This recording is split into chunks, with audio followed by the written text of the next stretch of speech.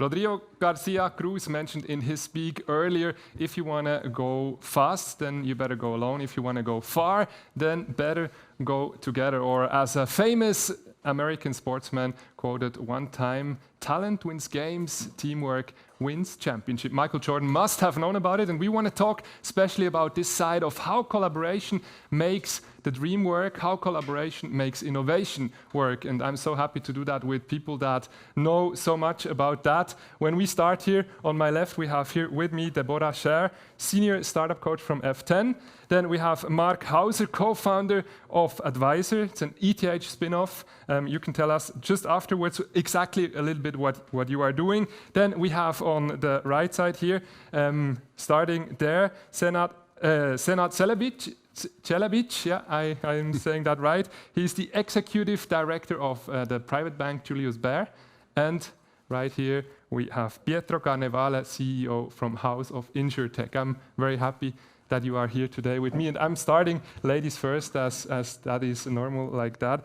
Lupina and Mireia, they mentioned both before in their talks that the partners, they have been very important. Collaboration has been very important. Do you still have to convince companies that collaboration is important, or is that kind of normal in today's world? Yeah, I guess it depends on the startup. And of course, the startup always has to convince a corporation that they want to collaborate with a use case, with a problem that they are really solving. There's lots of innovation needs. Our job at F10 is also to find out what the exact need is, where in which fields are these corporations are in need for innovation, and then basically help the startups to collaborate based on the use case. Mm-hmm. When we go here to the right, is it normal for banks to collaborate with startups in today's world? I would say yes, but I do not know many examples who do it the way we do it here at the F10. I mean, you can find innovation in many places. You can go to various incubators, accelerators. You can found innovation labs within banks, but you will find innovation there, but what's the real value, and it has been mentioned a couple of times, it's really the exchange between the different parties, listening to each other, learning from each other, and through that coming up with new ideas and new ways of technology, new ways of doing business. Mm.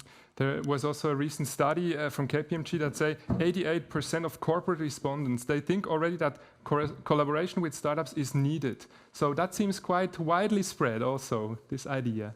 Yeah, I mean, I think it resonates a lot. I think fundamentally we have to go back that we are all in the search of a bit more of, I would say, customer attention that we lost in the past years. We all are trying to do different things. Somebody call it platform model, somebody ecosystem, or let's go out from product and let's do solution. But what is in common, it's actually telling to incumbent to go beyond what we have been doing for the past decades or century. And go beyond what you are used to do. It's a bit scary and uncomfortable. And it's also super naive to think of doing it alone. Mm-hmm. And that's why that we are seeing coming out more and more collaboration that is not only, as we will get to startup, but you see different large corporate collaborating together, collaboration between corporate and tech, and then collaboration with startup. And I think to add on, what F10 is special, it's number one, the connection between startup and corporate, but it's also the collaboration among corporate, which make it really special. Definitely, and we have here someone also from a startup, Marc. Tell us a little bit about what you are doing and how do you experience that collaboration part today as a startup? Yeah, thanks. So Advaisor is a startup, as you mentioned, in Zurich. So we are based here. We were in the F10 batch 4, so that's 2 seasons ago. So I'm here as an alumni. We use software to actually improve communication. Written communication at the moment is our focus, to create communication superstars.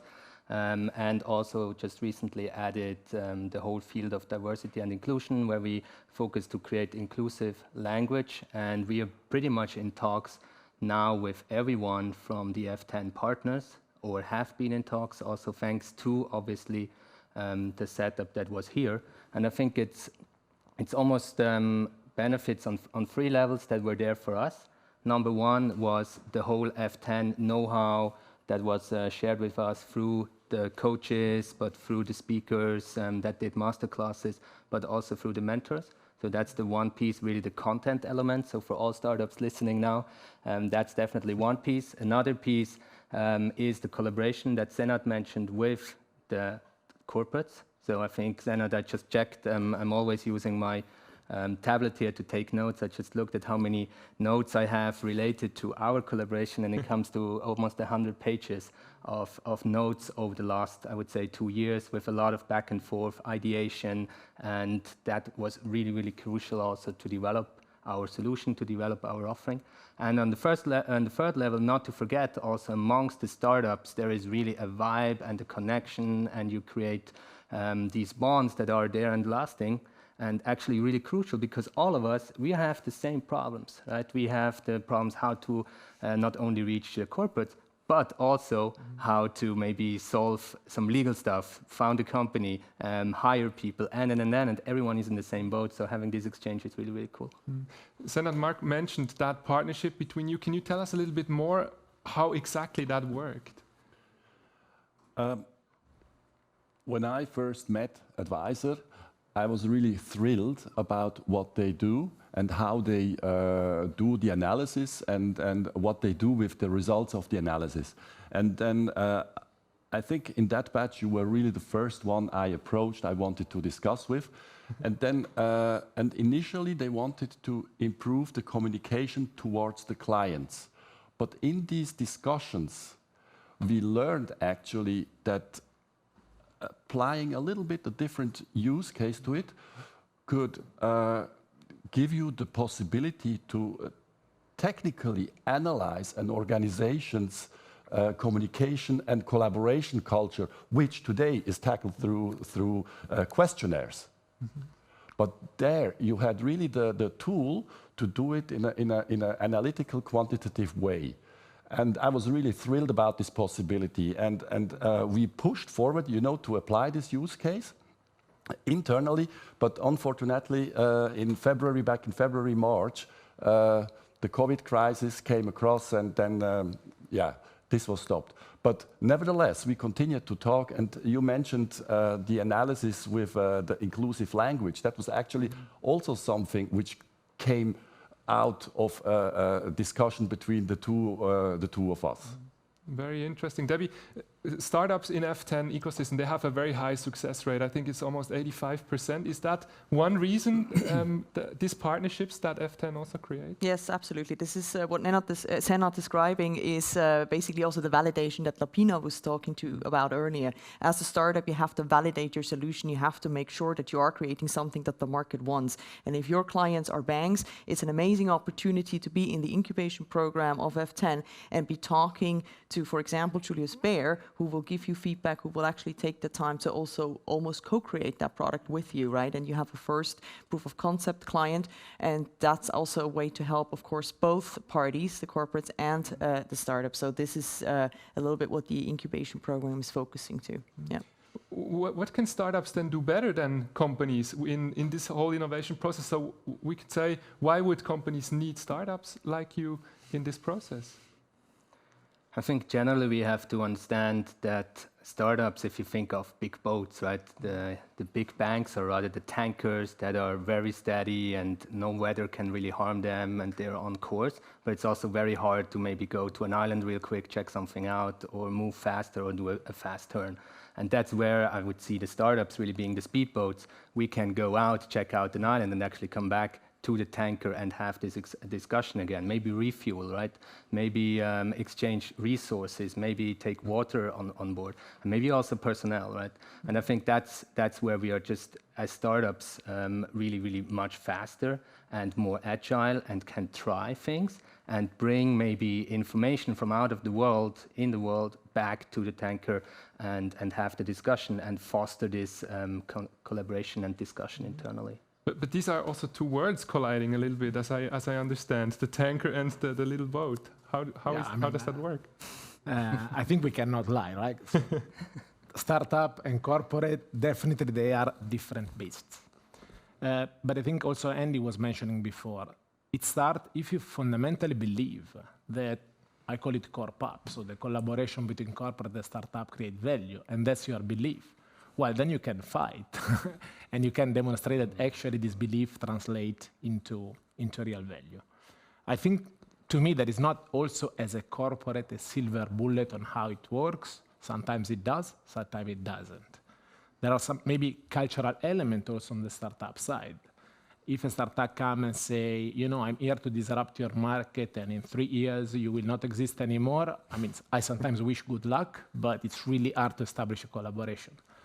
But 99% of the case, actually, you see how startup, as you were mentioning, can add a lot of value in pieces of our value chain, or actually help you to discover a piece of the value chain that you don't know yet that might be part of your value chain tomorrow. And that's, I think, where the sweet spot need to be found. So yes, it's hard work, but when it works, magic happens, and I think the collaboration is super, super valuable for both parties. What is needed then on the corporate side that this collaboration works, as we saw earlier on? I believe, that's my personal view, you should be a person who likes and who prefers to listen rather than to talk. Because only when you listen to other people, you can learn something. When you just talk, you don't learn nothing. That's the first thing. And what I also try to do is, not just to define a certain use case, certain application for a certain technology, and to sell it somewhere in the company within Julius Baer. But I also try to bring as many as possible people, to the F10 already in the selection process, so that they really get in touch with the startups and the ideas from the very first moment, and so that they also somehow feel, what the magic that was just mentioned, that's happening here, and bring that back also to the organization. And that's what I want to achieve. Some kind of a cultural change also, some kind of adaptivity within Julius Baer. And then it's not really important what technology or what use case you want to bring in. It's more this cultural change, and once you have achieved that, the innovation will automatically follow. I guess that's also the role of F10 then. Mm-hmm. And if I can add to that, because it sounds very romantic, and maybe some fintechs are listening now and they know it is harder than that. It is harder to than just establishing the culture and facilitating the conversations. It's also about a lot of obstacles in between a collaboration. There's obstacles in terms of technology. How do you integrate things like that? How do you make a contract with big corporates when you're a small startup who has never worked with a big corporation before? Procurement issues, we call that. Right?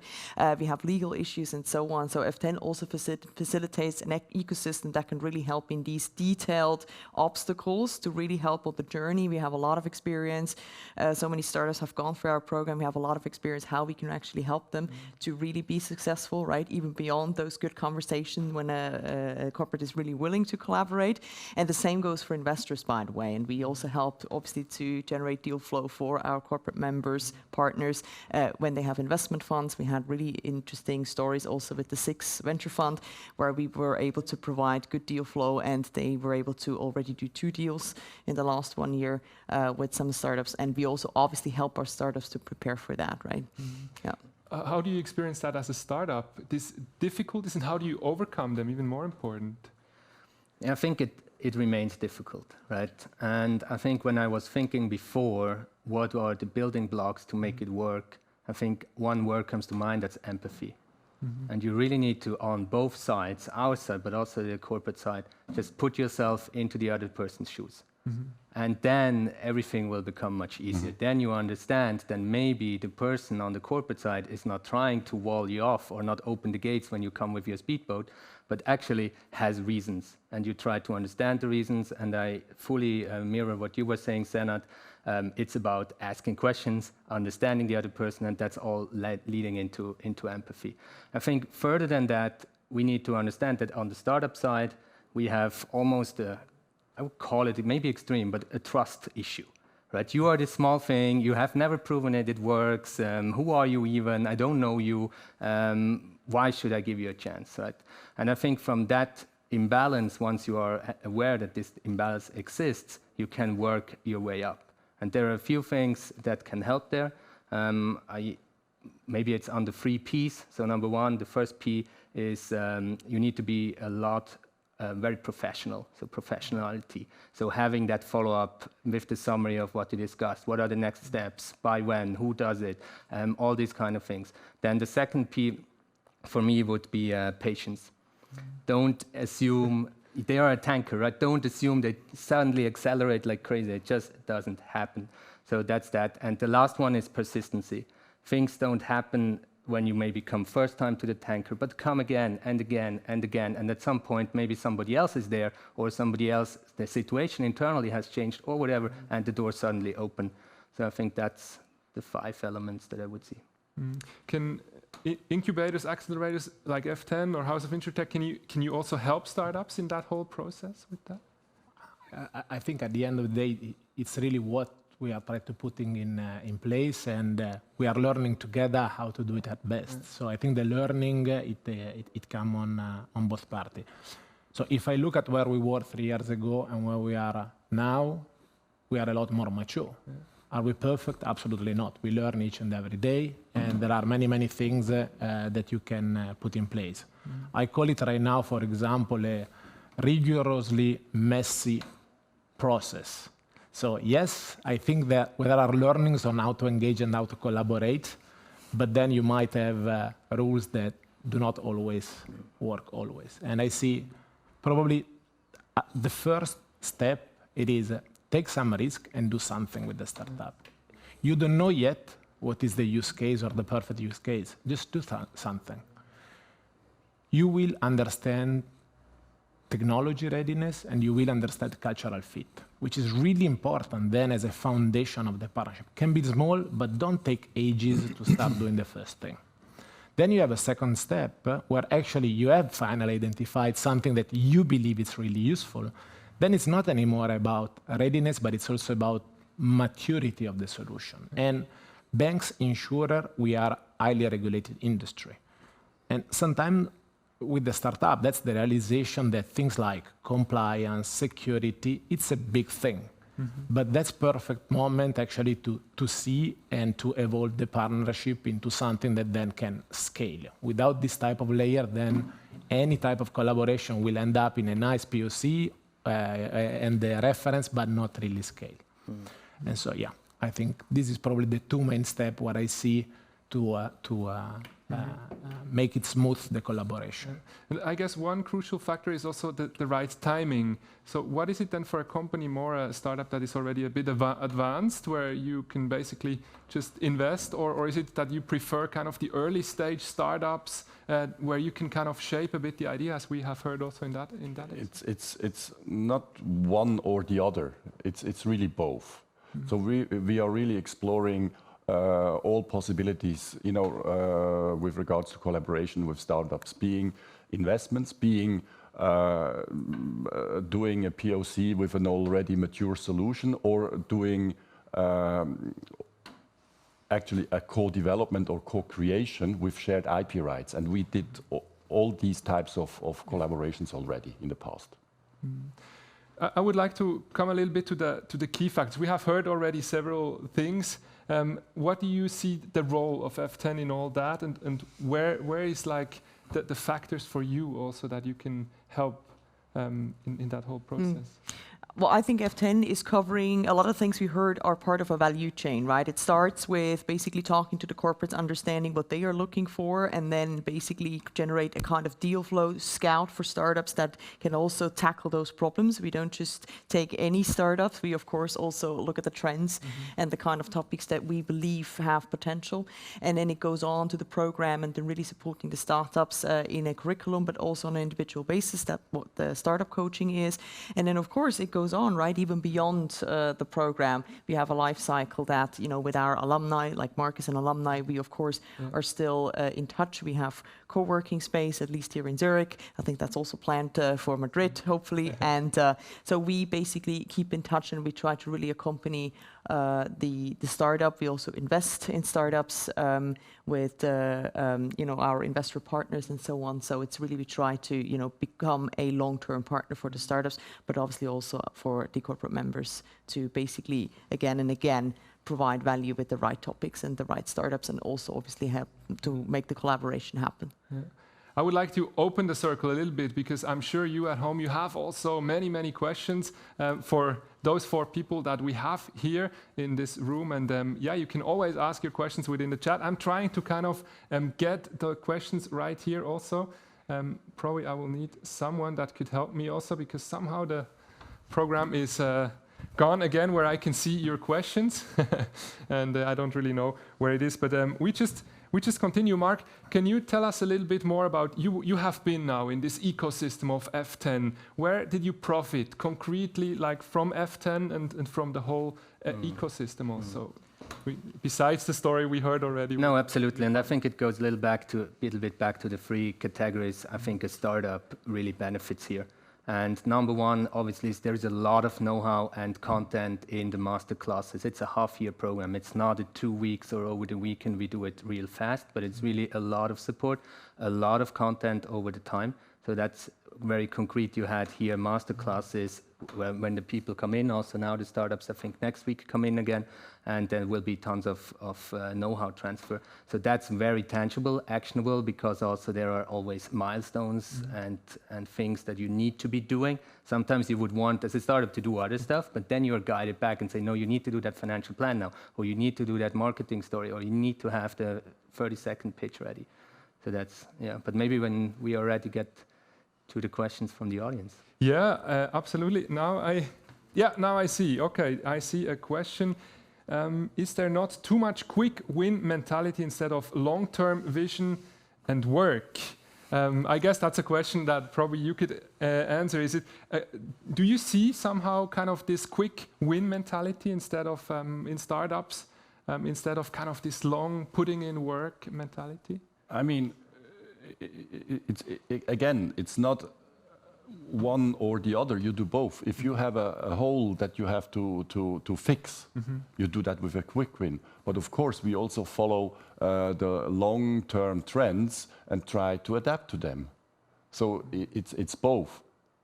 But also on the startup side, you see that's the company side now? Or probably Pietro can help us out also with that. Do you see that? Or Marc, just an idea. I think if we don't have any quick wins, we are just dead. Yeah. Right. So it's nice to have this 20-year vision, and we want to change the world. Well, good for you, but you will not be there to make it happen because you don't have the quick wins. So you really need those quick wins. And as you mentioned, Senad, it's an and. And I think initially it's a very imbalanced and towards more quick wins that you need to have to make the next investment, to find the next customer, and then over time you can shift more into a long-term thinking. But the same, I think, is true on the corporates, right? A lot of time when I have a discussion and they say, yeah, I know it's changing, but nothing is happening now, I kind of try to say, look, we both agree that in 20 years' time, things will be different, right? Everyone agrees, and then afterwards you say, okay, if we know we're going to go up there and not stay down here, why don't we start moving into that direction? Right? It can be small steps, and we don't need to jump directly, but let's move into that direction. And also there, think a little bit long-term, but start today with some steps. We have here also a question for Debbie, for the startup coach. How does F10 enable startups throughout? We have already talked about that. You have also already explained us a little bit, but throughout the programs for this successful collaboration with companies, you have explained us a bit where you support. Is there even more support, especially on that collaboration part? Yeah, I mean, if you, for example, expectation management. Of course, we talked. Let's talk a bit about the acceleration program, which is where we are focusing on scale-ups, which are companies where we don't necessarily help so much with the business model and so on, because they have already proven that, right, with other clients. But what we like to do is giving them more business opportunities with our ecosystem and our network.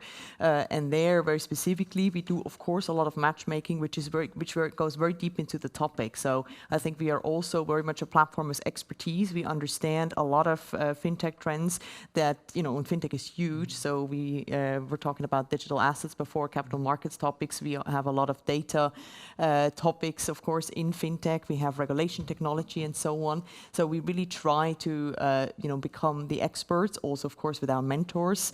We have around almost 200 mentors here in Zurich alone, right? And the same in Spain and Singapore, where people really do understand deeply the industry. And we help them, for example, to discover new use cases, right? In a very specific area in banking, for example, where they can see, wow, this is actually something where we can, increase our revenues and really grow as a startup or a scale-up, and basically make that market opportunities. Yeah. Just to sum this whole thing up, thank you so much already. What is your quick tip for startups, for also corporates out there, how to make even more innovation through collaboration? I mentioned it in the very beginning. Please try to listen to people rather than talking to them. Listen and learn from them. That's my advice. Thank you. I would say challenge rules, but do not break rules too much. Marc? So for me, I think I would try to give one for the startups and one for the corporates, so maybe a wish a little bit. For the startups, it's a lot about what Senad said, right? I wouldn't pitch so much, pitch less. Nobody cares that much in the initial state about your solution, but ask more, understand more, and then start building the trust and fill the trust gap. That's number one for the startup side. And for the corporate side, I would wish that we see more risk-taking. So we know that a lot of these collaborations will not lead to a lot and might fail. And so I think in the corporate still have a lot of the mentality, we have a project, it needs to be successful on timeline, on budget, and within scope. Right? And that's just not how innovation happens. And I think that would be the tip on the corporate side, just make things happen and make it easier to collaborate. Well, to make innovation happen faster and bigger, join the F10 as a startup or a corporate member. That's a really good place to start. We have a big ecosystem, and we have a good track record, I think. And we very much heard about what we can do for both sides. So I hope this motivates some of you to join us. F10 is going to Spain, into a country of explorers, of inventors, and that's a win-win situation definitely for both. I thank you here on the panel side, and I thank you back at home for listening to us, for joining in with your questions, for celebrating with us the launch, and hope to see you soon in the F10 ecosystem.